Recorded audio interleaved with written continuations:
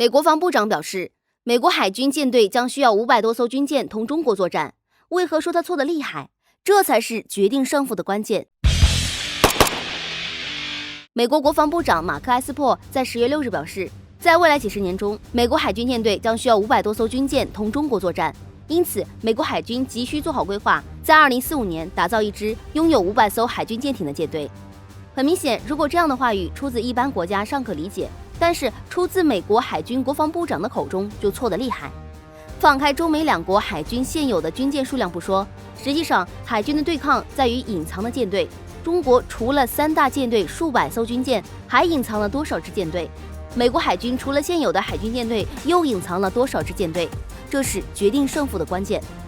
美国人最有资格从这个角度去分析海军对垒的趋势，而不是夸夸其谈的数现有舰队的舰只，以及需要建造多少艘军舰鼓吹战争。即使当前，美国海军依旧是全球独一无二的海上力量，拥有11艘在役航母、2艘超级航母在建设，拥有全球最大排水量吨位的军舰，以及潜伏在海底的潜艇舰队。但是这是明面上的军事力量。埃斯珀以及美国海军现在叫嚣以及极尽挑衅之能，就是依靠美国海军现有的明面上的力量，耀武扬威，不可一世。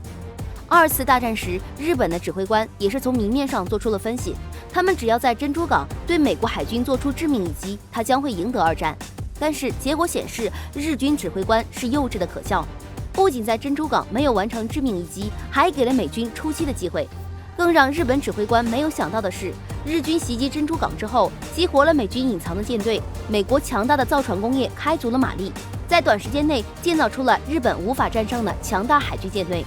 数据显示，仅1941年到1945年期间，美国船厂建造了147艘航母、900多艘战列舰、巡洋舰、驱逐舰以及护卫舰。而在1941年美军参战之前，美国海军只拥有300艘不到的军舰。也就是说，在短短4年多时间，美国造船工业再造了接近4个战前规模的舰队，这就是美国海军在2战时隐藏的舰队。